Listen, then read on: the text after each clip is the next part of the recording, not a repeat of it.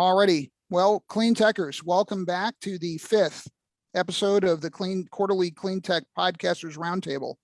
And we've got a distinguished crew here today. We were welcoming Bill Nussey back. He had missed the last one. So let me do go arounds here. Nico, want to introduce yourself? Nico's he's one of our co-hosts and co-producers of this thing.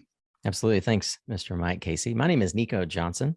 I am the creator and host of the SunCast podcast, now entering its second round of 500 episodes. We just recorded episode 500 this morning, and Suncast Media is our production company. We help creators and company leaders in the clean tech industry tell their story.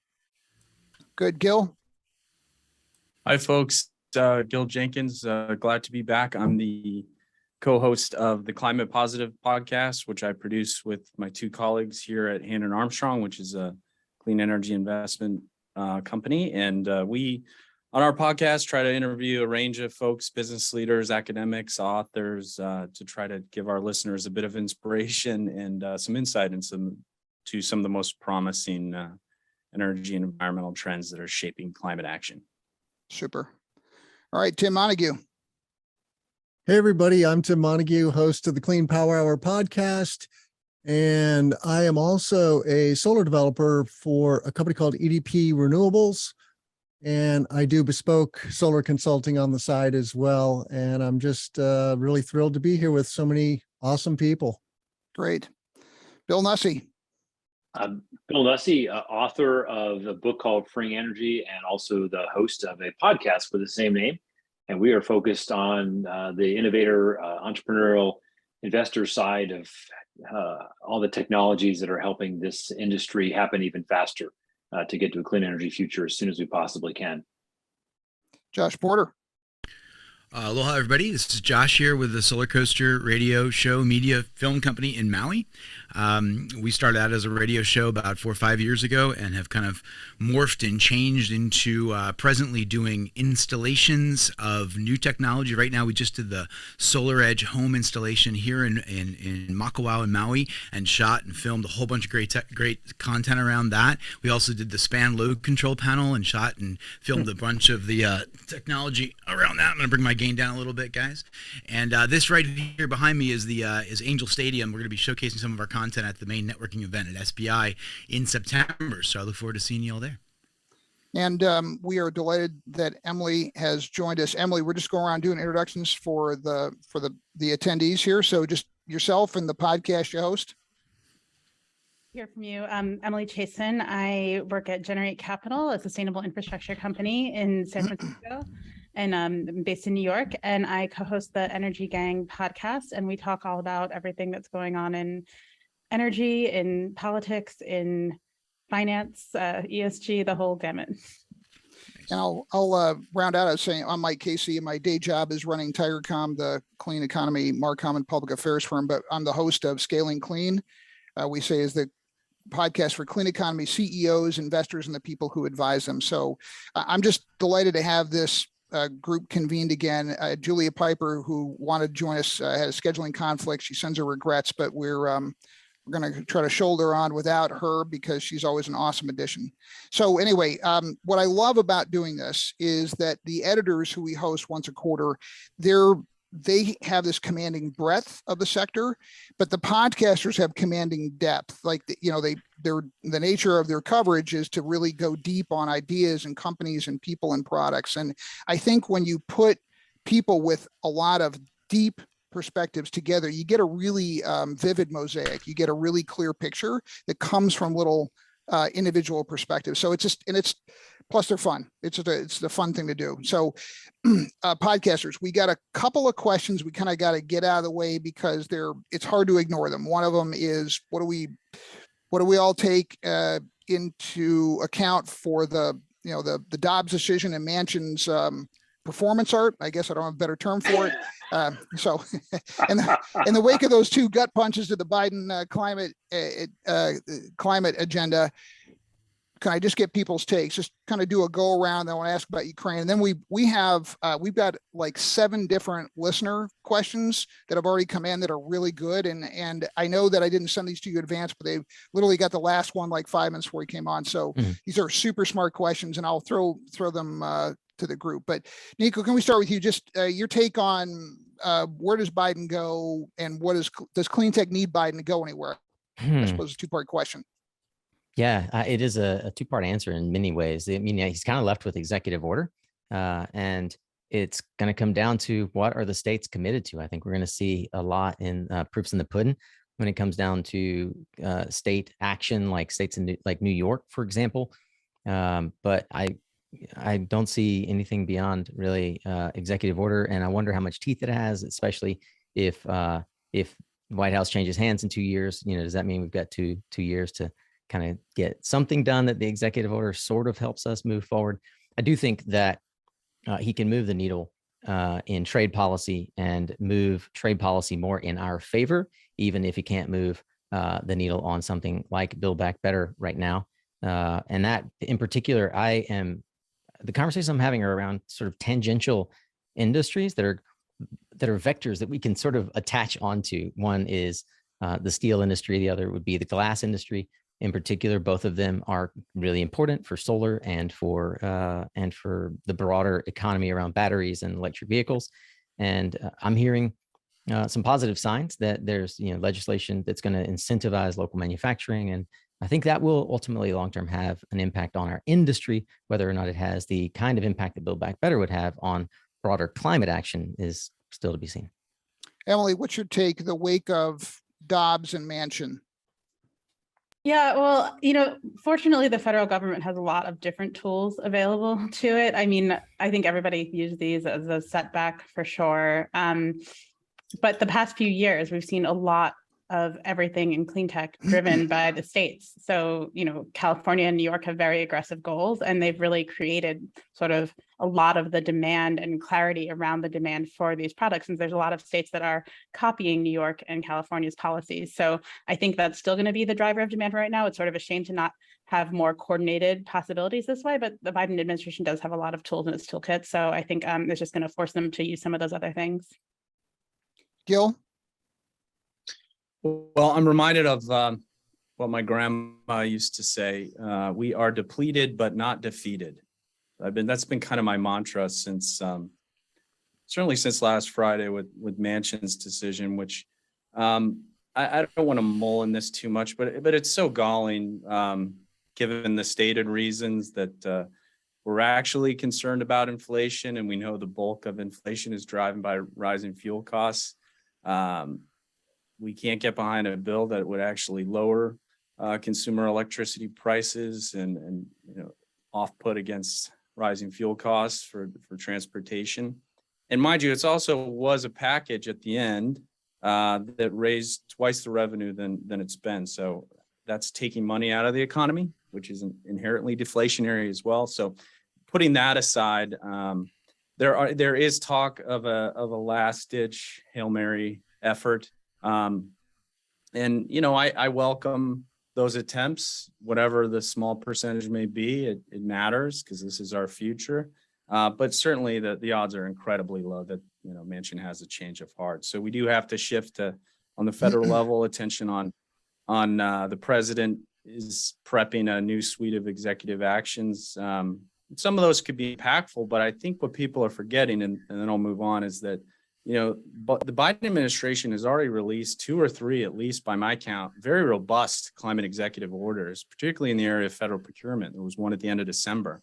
And while I'm all for new actions, I think one of the most impactful things we could do is take some stock on the already ambitious executive orders and how are we doing on that a year and a half in, and how much can we move the needle by 2024 or 2025. And so I have a little bit of concern that we're putting too much emphasis on new executive actions.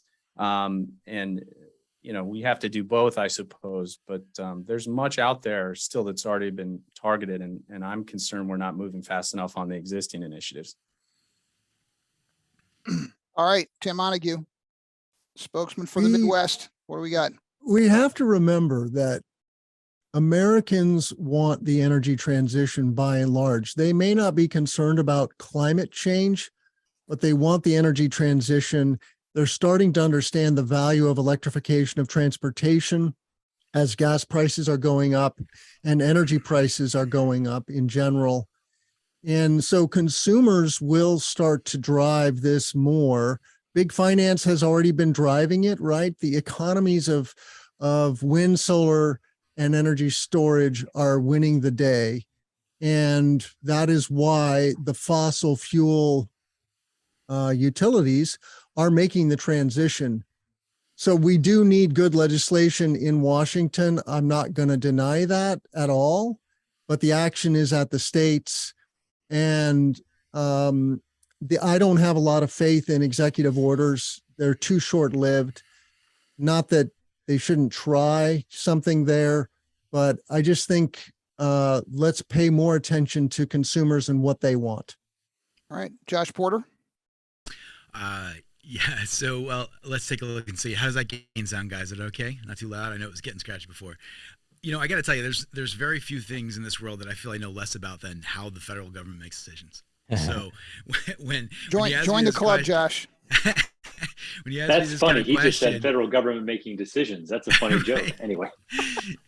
You know, and I tend to default to the idea that, well, we know there's kind of similar to what Tim said. There's just such a hunger for this technology. I think it's been kind of clarified recently with all the things that are happening in the world, but specifically with gas prices. I mean, I tend to think on the ground right here in our home state of Hawaii, we've seen gas prices as much as $6.50 a gallon, and then guys are driving big trucks around, and it just doesn't work. I mean, now you're getting hit $400, $500, $600 a month for your gas prices, and then the utility's already there. We're 40 cents kilowatt hour in that kind of territory. So, when you have that, I see a huge drive for people to buy an EV. I'm looking around all over the place trying to find an EV. It's a reasonable price, right?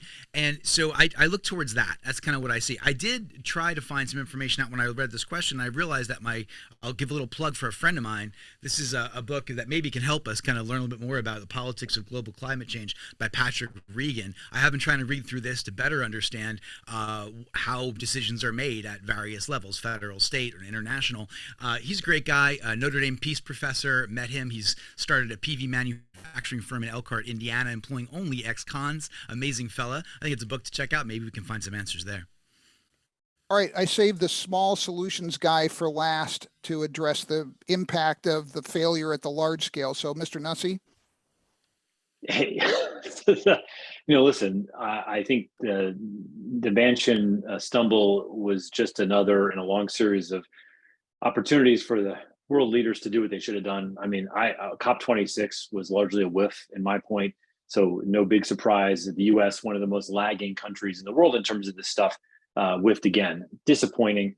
But, I'm an optimist. And there's, in the wave of this sort of terrible things going on, I talked to a friend of mine who's in London this morning, and he was telling me what it's like to live in 104-degree weather in London, which they've never had in the history of that area. And it's happening in Spain, Italy, across the Europe, and Europeans are different than Americans, and they tend to be more accepting of the changes coming. And so I think that between the Ukraine war, the fuel shocks that are happening because of that, and the European approach, is that Europe's going to be incredibly aggressive on this. And they only have to do one little thing that's going to kick America's butt and get us get us going, which is put a carbon border tax in place. So even if we don't put a carbon tax in the US, if we want to sell stuff into Europe, which is one of our largest markets in the US, we're going to have to pass a carbon border tax. So I think but I'll tell you what, I think all of that doesn't matter, because Josh said it, and I want to echo, there's something that everybody's forgetting, that all this stuff we're talking about, all this clean energy stuff, it's a technology. And everyone forgets that. This isn't like, finding a better way to get coal out of the ground or some new nuclear reaction. This is actually like your iPhone. And the thing that everyone's missing is that in 2 years, it's going to be 20% cheaper. And in 10 years, it's going to be 50% cheaper. And that is an economic juggernaut that nobody's going to be able to, its policies and politics and lobbying are all going to fade away. So I always like to joke that there's a lot of things you can debate about in America, whether you're red or you're blue, but there's one thing you can't tell any American, which is that I'm going to make you pay a whole bunch of extra money your family's going to have a much bigger bill because I want to make sure that some large giant corporation has very comfortable profit levels. It doesn't matter whether you're Republican or Democrat. No one in our country will put up with that. So I think it's a matter of time, not too much longer, 3, 4, 5, 6, 7 years, where the costs become so unstoppable that the transition happens, even if the politicians are kicking and screaming. Yeah, Charles Koch, are you listening to him? Listen to my friend Bill Nussey. I'll take you. All right, good. Let's just do 15-second responses on Ukraine. Putin's been making a mess of Ukraine for 5-6 months now. Ripple effects around the world. Is that having an effect on clean economy as you experience it? Just maybe let me start with you, Tim. I don't really know. Of course, I think corporations are taking advantage of the situation. I think that we should look to Denmark. They get 60% of their energy from wind. Enough said. Gotcha. Josh. Well, I think that we're seeing right now in Hawaii, there's almost all the major RFP phase one. RFP phase one is the largest utility scale procurement of any utility in the history of the United States, right, for renewables. So, but most of those solar systems, I want to say like 3 or 4 last week, just got kicked, and they've been getting kicked like dominoes for various reasons. And a lot of it has to do with pricing and renegotiation of PPAs. I have to assume that has to do with inflation, cost of materials, cost of goods, and I think that a part of that has to do with the war. So that is my kind of chief concern at the moment. These are systems that I thought we had set up. We went through the decade-long mandate to PUC approval, to the utility issuing the RFPs, to getting them awarded, and all the work that's behind that. And now we're at a place where they're like, yeah, we're good to go. We're going to hit 80% renewables, that is, in Maui and X in Kauai in the next year or so. And then they're dropping like flies. And that is a bummer, man. So that's what I see, the real world implications. And I think it is probably related to that. So that's what I see. I don't like it. Don't like it at all. Gil? Yeah, I think there's no question that the paradigm changed in February, and certainly the conversation around climate change. It's about meeting the dual challenges of the climate crisis and energy security and national security. I do think that obviously the upside boost to clean energy and that transition is being felt more acutely in Europe first. And I think in terms of the broader conversation, I think the clean energy industry was a little late in the early parts of the spring and lost some ground on the broader messaging more around energy security. We came back, but I sort of see it dissipating. There's not as much of headline vigor around, well, this just makes the case even stronger on needing to accelerate the transition to clean energy faster. It was already happening, but this gave another proof point, certainly. So I think it's, at this point, there'll be more twists and turns, but I'm not sure there's been a major boost in the immediate sense. But in the long term, there's no question this strengthens the case and the demand for a faster clean energy transition. All right, let's do Bill, Nico, and Emily on this last question. Basically, what's the effect the Ukraine war is having? I think all the really large projects are lagging indicators. I'm an optimist. I look at leading indicators, and the leading indicators for me are Cleantech, the tech part of Cleantech. And I just interviewed the 2 founders of Cleantech, Climate Tech Venture Capital, Sophie Purdom and Kim Zoe, and they just came out with some really interesting data that actually climate tech funding increased in the second quarter and looks to be increasing in the third quarter. So again, I think people are taking the long view, looking at the trends beyond what happens quarter to quarter. I think there's tons of reason to be optimistic, as frustrating as it is to see some of these really important projects slow down. Long term, this is unfortunately a marathon. Should be a sprint. It's a marathon. I think the outcome of the marathon is still really positive, even despite these hiccups right now. Big hiccups. Nico? Yeah. Oh, go ahead, Joe. Oh, sorry. Just a quick follow-up. I thought that was an excellent point. I was surprised and encouraged that Cleantech VC funding remained stable and strong with all the turmoil in markets as well. But also a great fact on the optimistic note that EV sales had a record Q2, up 66%. And I'm tracking to see, are we going to see that in Q3? Because I think there was a perception that obviously this would be great for EVs, but with supply chain challenges and limited, could EVs really capitalize on this moment of $5 gasoline? So let's set more records on quarterly sales for EVs. That was encouraging. Despite those headwinds, we had big numbers there. Nico, Ukraine. Yeah. Also tagging on, it is really storming here. If you guys hear thunder, that's outside my window. Tagging on, a really good friend of mine wrote a book recently that suggested that the EV market is a Trojan horse for everything, all our dreams and wishes to come true in renewable energy. So I'm tracking with you there, Gil. I agree. And I think that the EV industry in general got a gift. You don't look a gift horse in the mouth. I think that broadly, and looking at macroeconomic issues for kind of what sets up clean energy to succeed. When I was developing solar projects in Latin America, which is before I started SunCast, it was right at the time, 2013, 2014, when oil was going from what we see in prices now, $100, $120 a barrel down to 50. And the big question was, if $50 is the new normal for oil, does renewables have a chance? Well, the reality is where, in developing nations, not developed economies, but in developing nations where bunker fuel is the alternative for peaking, everybody is asking themselves, how do we get to renewables as quickly as possible? So outside the United States, the oil crisis is having a big impact on macroeconomic government pocketbooks where they are by and large using oil to fuel the lights and air conditioning. So that's one side.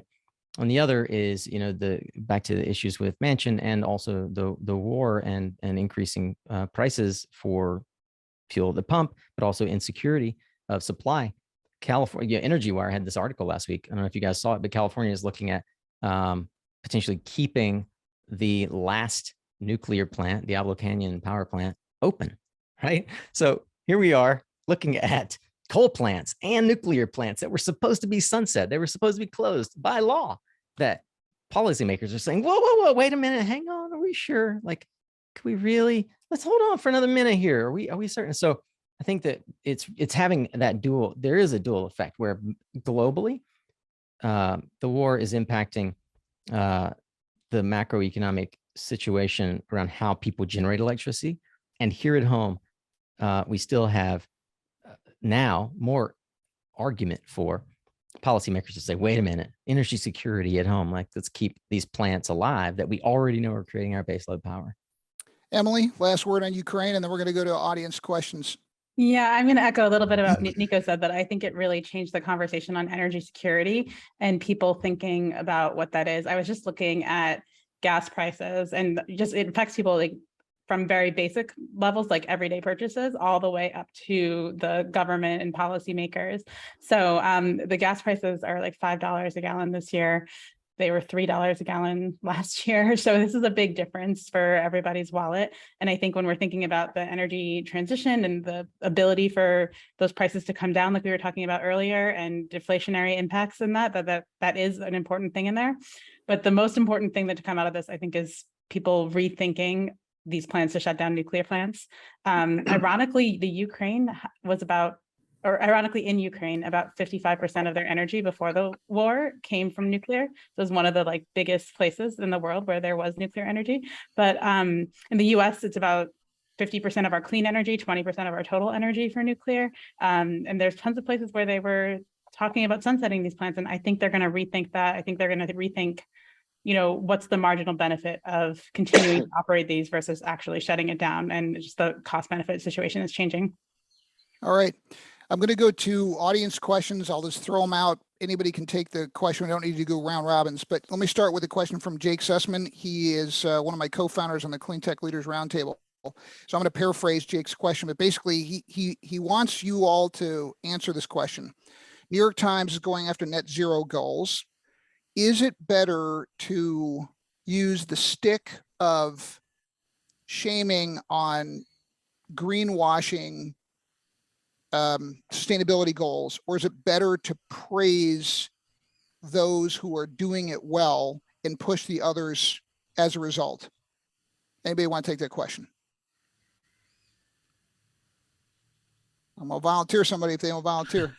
So I'll step up and be the first. I think, I'm going to take a leaf of Gil's book. My grandma always said, you catch more flies with honey than vinegar.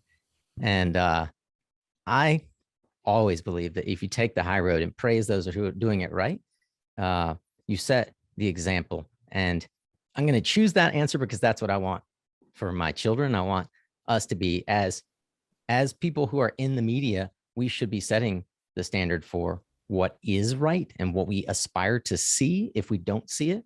And I see organizations like 3BL that do a great job of shining a light on the ESG activities of big companies. And a lot of folks think that a lot of that stuff is greenwashing, but the reality is that on the whole, we're moving so much closer to our ideal goal back in 2006 when I got in the industry than we were back then. And there's always going to be a level of greenwashing, but I like to point to the companies that are doing it well. All right. I've got a question from Electrata. Go ahead. Someone want to? Yeah, I wanted to add on to that because I've written about ESG and greenwashing for a long time, before even I joined Generate about 2 years ago. But greenwashing, I think you really just have to think about where we are in time. I mean, even in the clean energy industry, I don't know many clean energy projects that have been made completely without fossil fuels. Even if you're just going to use a truck to do some maintenance, right? There's an economy that we've entirely built on fossil fuels, and we have to transition off of it.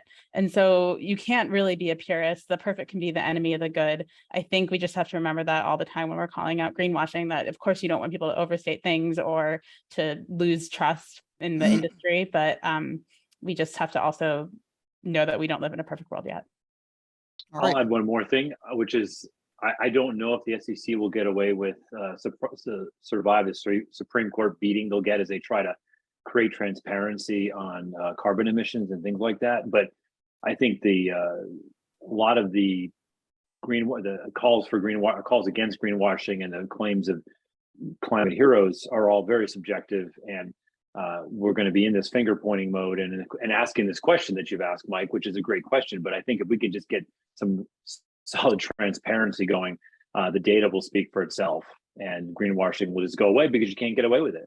I just hope, to me, that would probably do more from an executive action point of view than almost anything else I'm aware of, just by creating transparency. And I've talked to a couple of Fortune 500 CEOs in the last 2 weeks, and they're acutely aware of this and what it means to their businesses. And one's a fossil fuel CEO, and the other one was a very forward-thinking CEO, and they're both incredibly aware, excited, concerned about the SEC actually changing what they need to report, but it's very consequential to them, and I think it will have a big effect.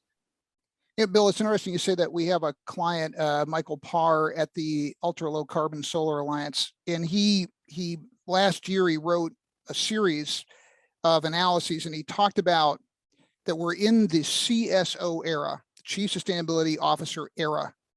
That is, as these big sustainability commitments have been made, budgets, profile, and the distance you can fall and splat reputationally have grown. So we went from, CSOs sometimes were siloed, not very high powered positions, and now it's actually fairly consequential.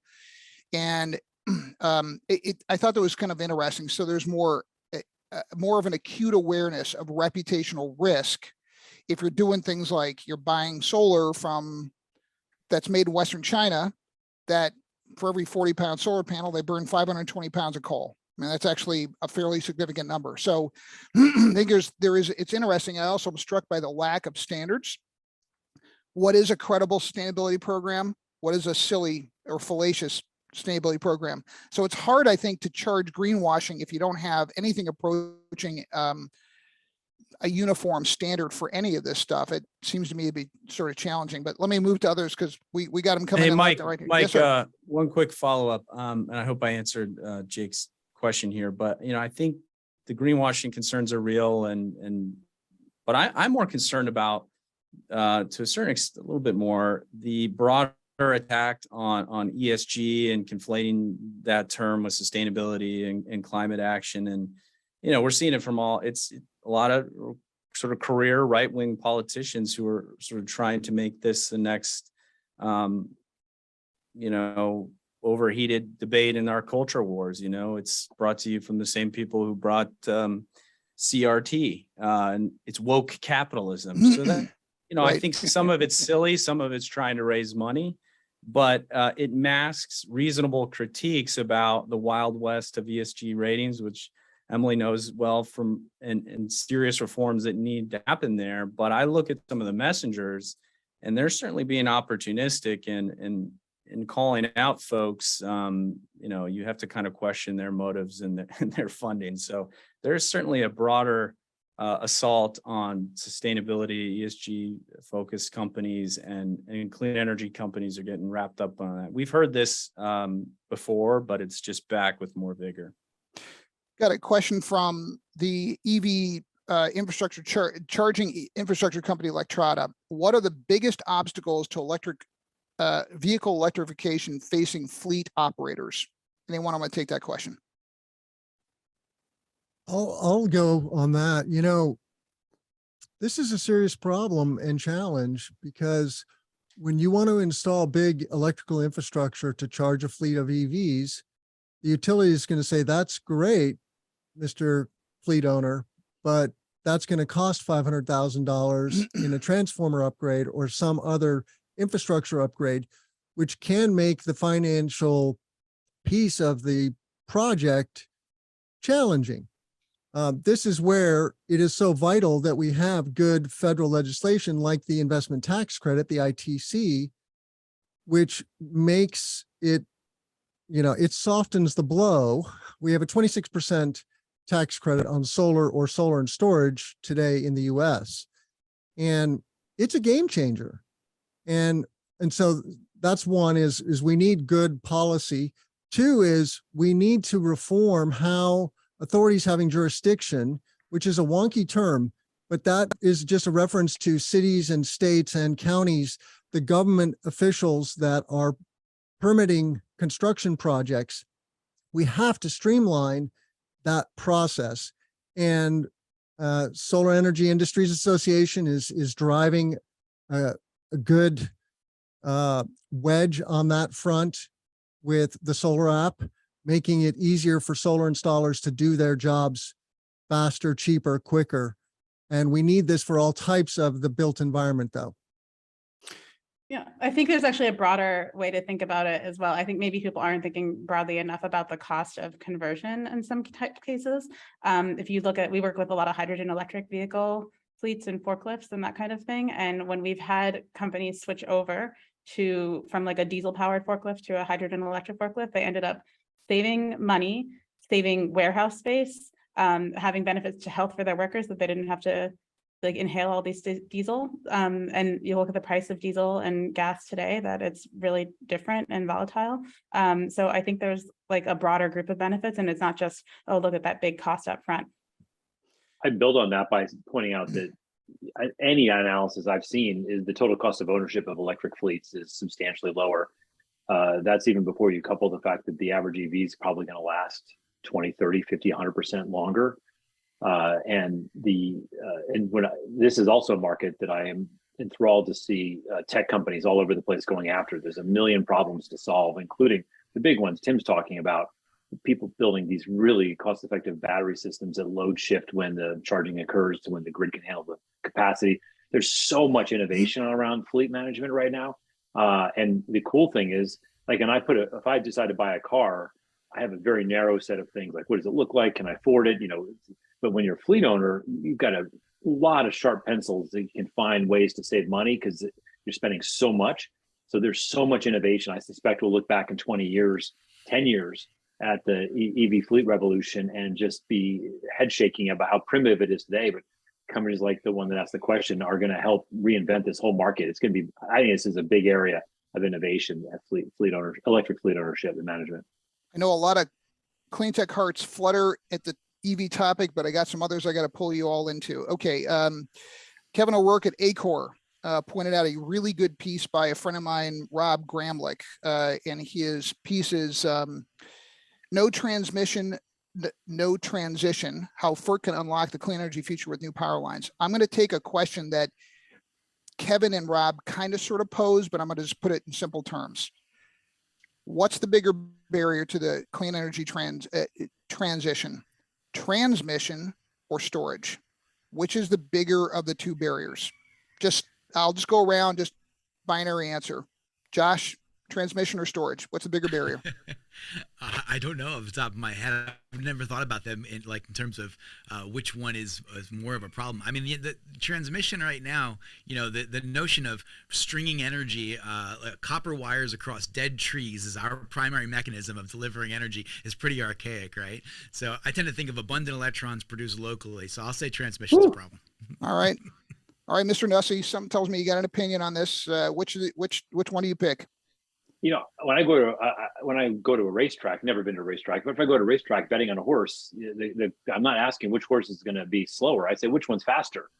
And so I think storage is a technology that's going to happen incredibly quickly. And storage is also a perfect partner to what Josh says, the local energy stuff. And I wish every time that everyone posed that question, they would not make it as in, what are the challenges to being as if the only answer we have is to build out the big grid. I wish we would put a little bit of our federal efforts, a little bit of our mind share, a little bit of our infrastructure investments into local scale things, which, by the way, you can build a local scale project in a month. You can put storage locally. It's not a panacea at all, but there's a third player around this card table that everybody seems to forget. All right. Gil, transmission or storage? What's the bigger barrier?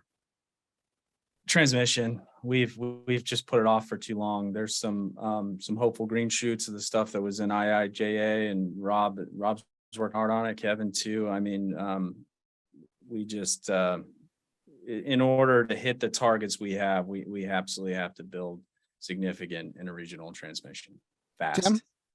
Tim, what's your vote? Well, I would encourage our listeners to Google energy prices in ERCOT, which is the Texas grid. And they are hot right now. And there's a blue dot at the bottom of Texas where there's a lot of wind power. It's cheap, it's negative cost energy right now, but it can't get to the bulk of the population of Texas because they don't have enough transmission. So I'll say transmission. Emily, what's your take? Transmission or storage? Bigger barrier? I think the storage market's coming along really quickly. So I would say transmission is also the bigger barrier. There's a lot of just billions and billions of dollars that need to be invested in transmission, and just having a smarter grid where people are able to talk to each other, and where, you could interface with storage more effectively, and, even using electric vehicles or buses as part of that solution. Good. Nico. Same answer. I would say ditto to everything Bill Nussey said and all that followed. I think transmission is I concur with Bill. It's not an either or in my book. I'll just tell, because they're coming out of stealth. I'm involved with a company which has got me much more optimistic on transmission. If you are unfamiliar with them, they're Breeze. It's Mike Orsh and a group of people they're going to use idled oil and gas pipelines. There's 3 million miles of pipelines under North America. 25% of those are idled. Good idea. They're going to use the pipes as wires, and they're going to ship compressed air, store it underground. It is mind blowing. Wow. I think these guys could actually pick the lock on the whole transmission conundrum. So just worth knowing. I love them, and I like to give them the other a shout one out there. That's really cool, Mike, is Amory Levins is working on with a company that's repowering existing transmission, so you can get 50-100% more capacity through the existing lines. With minimal costs and changes, and you don't have any of the NIMBYism that stops all the other transmission projects. Yeah. So there's a lot of optimism around transmission, but it's just such a slow, expensive, and regulated process. That is probably its biggest. It's not the tech, of course. It's the people who have to sit in committee rooms and make decisions, or not. Had a anonymous questioner say, what is the role energy efficiency can play in resiliency plans, and how does it impact the cost of resiliency efforts? Maybe I want to take that question. The role energy efficiency can play in resiliency. Isn't that just math? If you demand less energy, then you Right. don't need as much, and it's much more resilient. That's where I'd come down on that.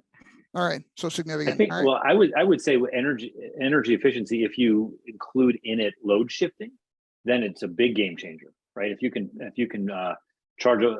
freeze a block of ice during the nighttime and then use that to cool your home during the day, as an example, or you charge a battery. But I do think that energy efficiency, when it becomes dynamic, it's a game changer. But like Emily said, if it's full energy, just standard energy efficiency using LED bulbs, it's just a linear effect on the overall system. And I'm just going to point out my good grace as a host. I'm not going to ask for who's got the rooster in the background that's crying out, because it's an awesome piece of audio. Oh, all right, Josh, we love it. It's good. Okay. Is another anonymous questioner, is there going to be an appetite to limit or cap local government control over renewable siting decisions if that's what it takes to meet clean energy goals? I believe, Gil, I think you said something about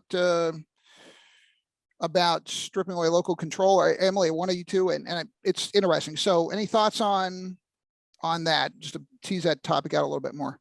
So the question is someone going to try to limit or the eminent domain stuff? Is that what we're talking about? No, I think the idea is there going to be an effort at the state level to reduce the amount of blocking ability that a town, a township or a county can have over a project that clearly benefits the state? I guess it depends on how state and how strong that politician is polling. The various, I don't know. That would be great. I haven't heard any rumblings of any governors that or other state leaders that want to take that brave but important step to stop NIMBYism for some of these projects. Anybody else want to touch on that one? I think that, I as I listen to the things being discussed across the United States, just as a citizen who reads stuff, it seems that the move is towards more local control. And so I struggle to see the federal government, particularly after the midterm elections and after the presidential election in a couple of years, leaning into anything that's going to override state and local town community control. So I think that's a challenge. I think it's going to go the other way, Mike. It's not going to have more top-down control. It's going to have less. And I wish I was optimistic about that. But I always point out to people that a bunch of creative legislators, 20 years ago, passed a federal law that made it illegal for anyone to disallow satellite dishes on houses. So you can have a ton of neighborhoods around the United States where the homeowners association says it's illegal to put solar panels on your roof, but they can't stop satellite dishes. That's a national law. And so occasionally the government can do stuff like this, but we're not turning that way right now, I don't think. Well, Mr. Nussey, I think you're forgetting the very important thing that a lot of these very responsible state legislatures have done. They have barred municipalities from banning gas as the default, right? Good point. Over electric ovens. So, there's clearly an appetite That's a at great state point. level to harmonize things. And I know they're not picking winners and losers in these red state legislators, are they? No. In Nico's state, there's a bill that's floating in North Carolina that anywhere the state has free EV charging, that it has to be matched by a free gas pump right there. This stuff's brilliant. I don't think, I could call 10 PhDs and they couldn't come up with this stuff. It's awesome. It says, it clearly indicates we've got recreational marijuana in North Carolina. So, all right, Emily. Yeah, I'd say obviously permitting is a challenge, and getting local communities, I guess, I almost don't blame them for being suspicious of energy projects that come in. For a really long time, all of the energy projects that have come in have had just horrible impacts on local communities. We saw in New York State, they were going to do this big hydropower project. We were talking about this on the Energy Gang a few weeks ago. And there was a lot of resistance from the community saying, well, how will this affect my water? And they just want to know and be sure, because they don't want to deal with years of problems that they had from those projects. But what we do have the opportunity now is to just educate a little bit more about like what these renewable projects are, what wind and solar do differently from the energy projects of the past. And also the opportunity to just get communities engaged and excited about it. At Generate, we're really big into community solar projects where you put in the project and the local community has the opportunity to lower their electric bills because that's in their town. And then that is something that gets the whole community really excited about the project. So just thinking about how people can participate in the energy transition, I think is probably the key to that. Policy obviously can help too, but I don't think you just have to gain people's trust. Well said. Well said. All right, got a question from Atlas Renewable Energy. They're down in Miami, large scale solar developer, solar and wind developer. They want to know how can supply chains be strengthened to provide cost-effective alternatives to components utilizing forced labor, as well as ease the supply-demand imbalances. Any thoughts on that? You read it again? Sure. Yeah, please. How can supply chains be strengthened to provide cost-effective alternatives to components that now utilize forced labor, as well as ease the supply-demand imbalances? I think this is a transparency problem. You know, it's difficult when it's sourced in China to get clarity on what was made and how it was made. I'm on the board of Clean Energy Associates, which is one of the companies that's actually helping solve that problem. Definitely in the middle of it, and it's getting the provenance of the raw materials is the solution, and then getting accountability along the supply chain.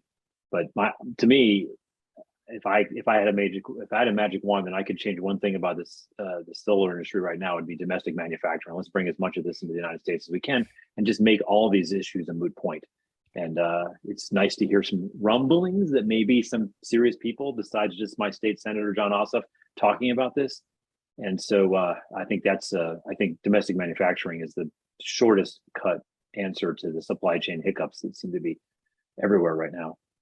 Yeah, I was talking about this on the Energy Gang last week. We were talking about inflation and the impact of that on the supply chain. And one thing to think about in this is a sort of an opportunity to think more circular in what we're doing. When we're talking about changing to clean energy, we're talking about moving from more of a fossil fuel-based economy to more of a metals-based economy. Mm-hmm. And we really do have to think about how we're extracting these materials and how we're going to reuse them over and over again. So if these higher costs and these supply chain problems are a reason to say, oh, well, what can I reuse? What can I find locally? Where can I source materials differently so it's more efficient? I think that's something that will be a longer term benefit, actually.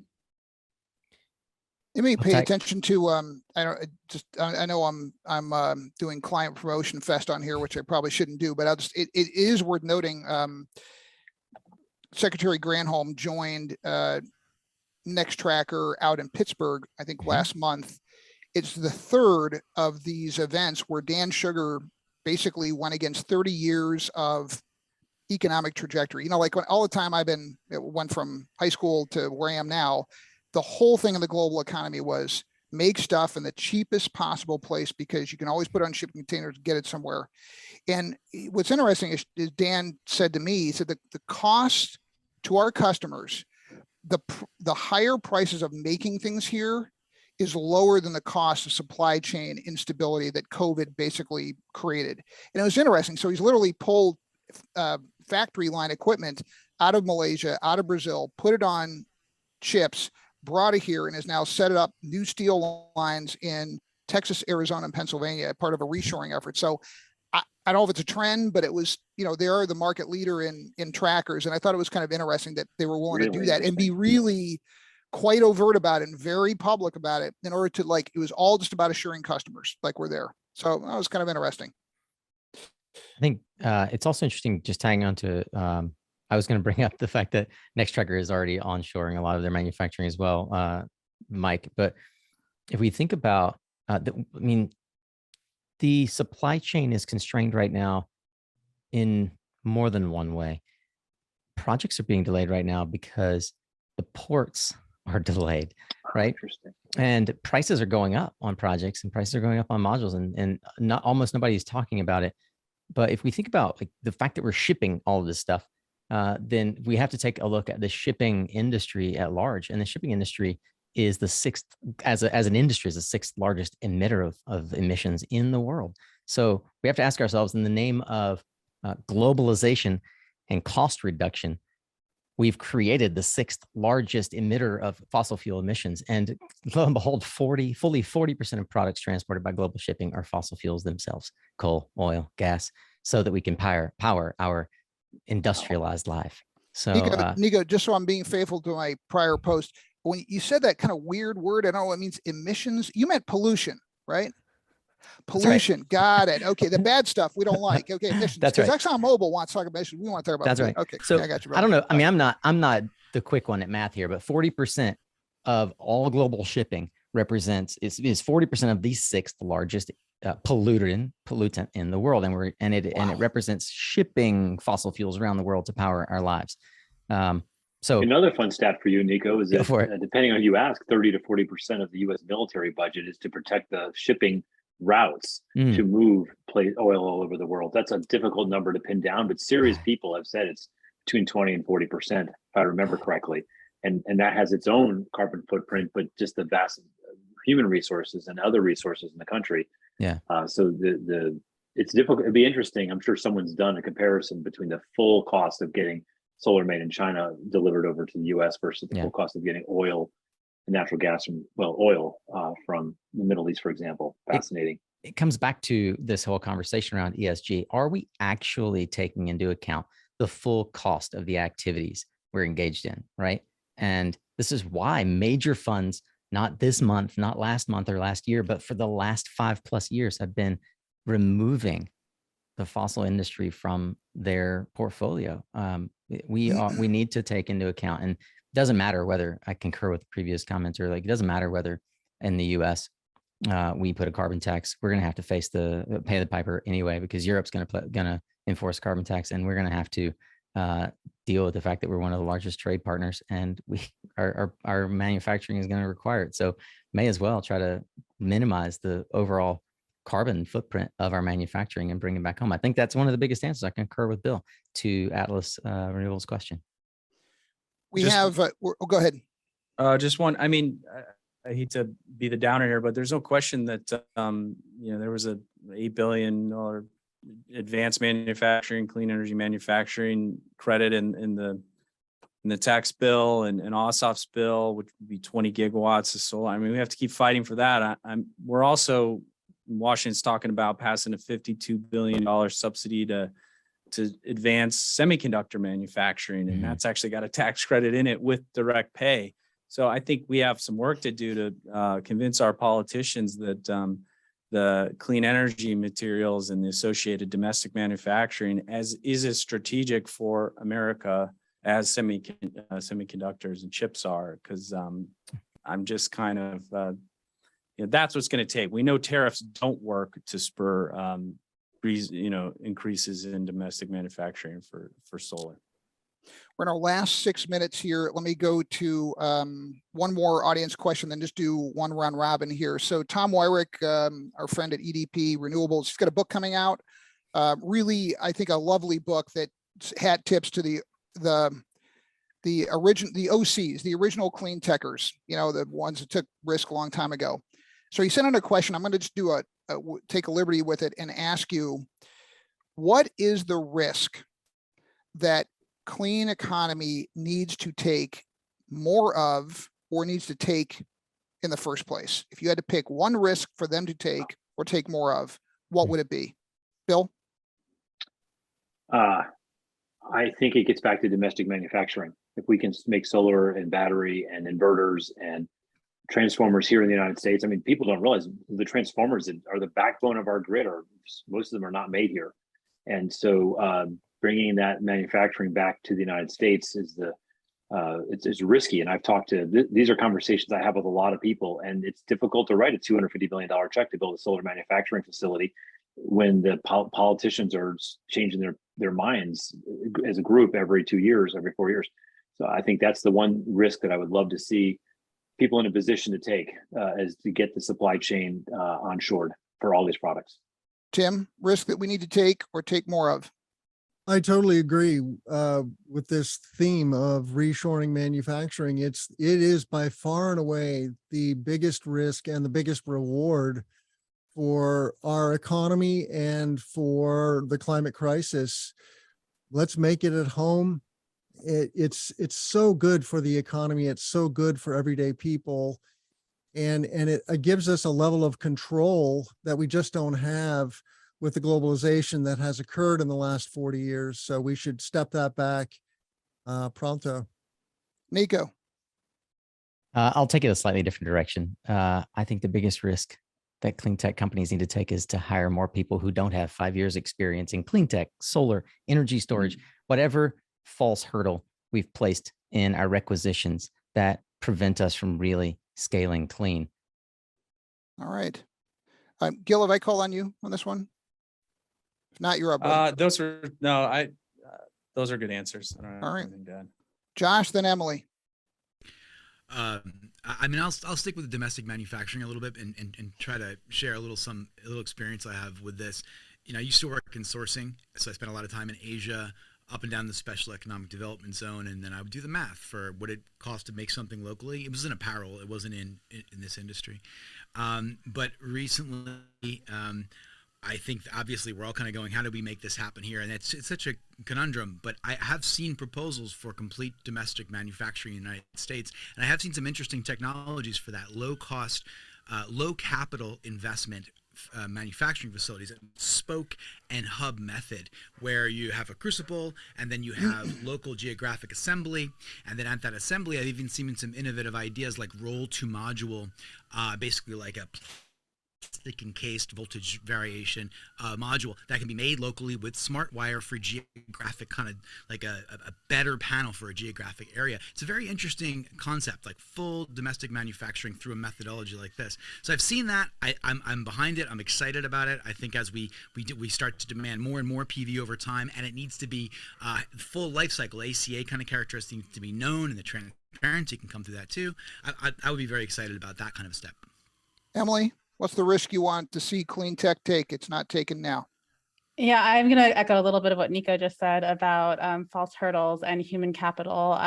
Scott Jacobs, Generate CEO, was just on the Shale Cans Catalyst podcast the other week, and he was talking about how we talk a lot about policy, we talk a lot about technology in this space, but we don't talk enough about the people we need to get behind and involved in this, and like which people we need to bring along, and how to expand our scope and range of people that we can get involved in developing and creating and deploying these projects. It's really going to take a lot of people, as well as policy and technology. So we just don't want to forget that. Okay, closing question. Going to go round robin here. What is the change or trend or development you're noticing that you think is not getting very much attention, is going to turn out to be a fairly big deal? Something you're tracking, not a lot of people are seeing, and it could turn out to be pretty consequential. All right, Bill I Nussey. like this crystal ball question. That's a good one, Mike.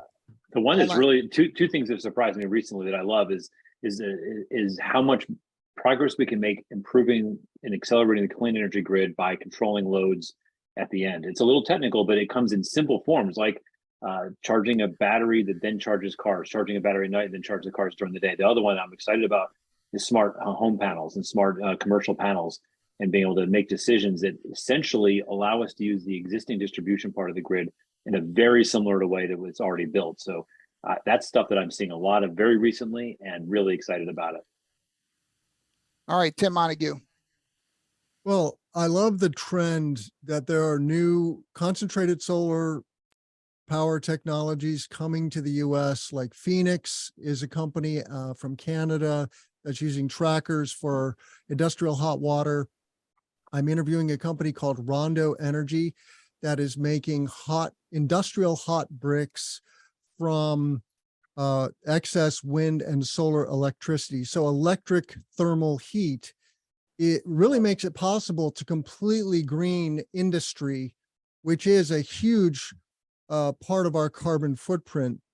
So it's just lovely to see this diversification and explosion of new heat technologies for the clean economy. Cool. Emily? I think energy storage is really going to be the development and trend to keep watching. The prices came down a lot in the past year. There's been a lot of deployment. There's a lot of really exciting possibility there for the grid as a whole and for grid stability and resiliency. And even also thinking about energy storage beyond, just batteries, but thinking about, hydrogen or hydro and all these other ways to think about how we can be storing the energy we produce by renewables. Nico? Man, this was fun. The thing that keeps coming back around in the conversations I'm having with folks is kind of there's two trends that are coming together. If you listen to any of the podcasts, I was going to do a book shout out to Tony Fidel's new book, Build. Holy freaking moly. Put this on your list. This guy, like Future Shape, is really investing in the shape of clean tech. And if you listen to folks like Tony Fidel, I want to see more communicators like that leading clean tech companies, or at least building firms that invest in clean tech companies. I know a really good one. You tell him, give my number. Absolutely. But, Tony thinks a lot about the consumer. And I think that we are inevitably moving towards a market where I was recently in a conversation with a company in the industry who has adopted a framework. You probably recognize it. I won't call their name. Make, use, say, store, sell, something like that, right? But that last piece is a question that I asked really early on in my podcast. What do we think about transactive energy? The idea that we as consumers can actually take back the power and have it as local power, as Bill often says, it is the most powerful transformative thing happening in clean energy. And I'm really bullish on the notion that transactive energy is closer than we thought it was. Gil, last word. Trend you're tracking, you're seeing, you think it's going to be big. No one else is really paying attention. Well, I hope this is big, and this is sort of random, but I was introduced to this company called Zero Avia, and they do hydrogen-powered fuel cell powertrains for aviation. And I was struck by the applicability of that technology. It really cuts design costs, and you can do it on much bigger planes, right? So they're going to be testing it on a 20-seater, and eventually their goal is to get it to a 40 to 80 seat aircraft by 2026. Wow. And just blown away by the there seems to be more focus on these kind of 4-person people movers, little vertical takeoff and landing things. But that's just not applicable for most types of aviation. And I had no idea the kind of applications with fuel cell and that was happening in broader aviation. So I hope that begins to get more attention. I think it will. I know it's only 2% of emissions, but in terms of capturing the imagination of the American people, what's happening in aviation is pretty exciting. I'll close out. I'll go out on a limb and I'll Hey, Mike, you missed me on that one. Oh, I'm sorry, Josh, forgive me. I want to bounce off of Bill's load control panels, because we just installed the span system here on my home, and I was chatting with Chad Conway. I think he's COO of Span, and he was talking about some of the unique value propositions of load control panels. And one of them that really struck me as amazing was the prospect of being able to remove the need for a panel upgrade by kind of toggling loads and changing how you use loads.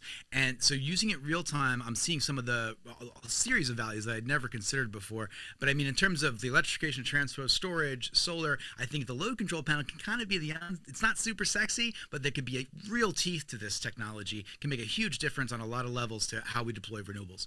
Nice. Local energy. Yeah. Josh, forgive me for that omission here. All right. So I'm going to close out with perhaps a unwarrantedly bold prediction. I think I'm starting to get a sense of the little rumblings post-Dobbs, post-Manchin performance art that people are getting, that clean economy is invested almost all of its smarts, all of its efforts into product development, building teams, commercial execution, and we've totally underinvested in our ability to publicly case make. And I've got an analysis we're going to be putting out next week. It's robust. It's been 6 months in the making, but I'm going to give you two things here out of that analysis that I think I think people are beginning to realize we cannot be permanent beggars in the court of public opinion. When it comes to government officials, I've asked this question on LinkedIn, and I'm going to be posting something out later today. I contend there's not a single elected official, regardless of party, geography, or office, who's politically afraid of crossing the renewable energy industry. Not who likes us, but who's afraid of us, because politicians first need to be afraid of you, then they can respect you, then they can love you, and we go right to love. Well, you won't love us? You know, we're all brokenhearted that Joe Manchin doesn't love us. Well, we don't have anything to offer Joe Manchin, right? Other than a tin cup. And I'll just wind you down with this anecdote. So I'm reading a book, and it recounts a time in the U.S. Senate when the oil and gas industry got a major champion to kneecap the reconfirmation of a consumer-minded reformist running a major federal agency. And this pro-consumer regulator had been put up for renomination to run a major federal agency. And the oil industry had a senator set up a special committee to kneecap this gentleman. At the same time, the oil industry is funding this unprecedented effort to basically do a dossier on him and give the panel that was going to be hearing his renomination then what they needed to basically ambush him and wipe him out. And they did. And that took place 70 years ago. And that senator's name was Lyndon Baines Johnson, and the company was Brown and Root. And the reformer's name was Leland Olds. He wanted to basically enforce the Natural Gas Act of 1938, stop the gas guys from overcharging Midwestern, Northeastern population centers, gouging them on gas. And Johnson, basically, they promised Johnson a lot of money. They flew him around on planes, and he kneecapped this guy. And the question I'm going to pose is, do we think that in the last 70 years, the oil and gas industry has gotten less aggressive, less sophisticated, less good at weaponizing government and propaganda to stop our scaling? And if you do, then you definitely live in a psilocybin recreational state, because I can tell you they've gotten really good. And I think that we are starting to realize that we cannot get anything with a smile and a handshake. We're going to get things with smile and a handshake and a gun. So I think unless we equip ourselves with the ability to get politicians afraid of us, we're going to get treated no better than Joe Manchin been treating us, no better than the Supreme Court's been treating us. That's my sense. I think there's a growing recognition of that. I hope. We'll see. I'll close out with that. Panelists, you are awesome. Thank you for our 5 returners. Emily, it's been great having you. We're going to you better count. We're going to be coming back at you to get you back on. So mark it down. We'll be back at you in a quarter. And who's going to RE Plus? Can I just get a show of hands? Who's going there? All right. More cool. hands. Cool. All right. Well, listen, hey, thank you all. And audience, thank you for joining us. We are just delighted to do this. It's so fun. And thank you, podcasters, for joining us. Y'all take care. Great to see everybody. Thanks, Bye now. everybody. Thank you. Thanks, Mike. Bye, Thanks, guys. Nico. Thank you.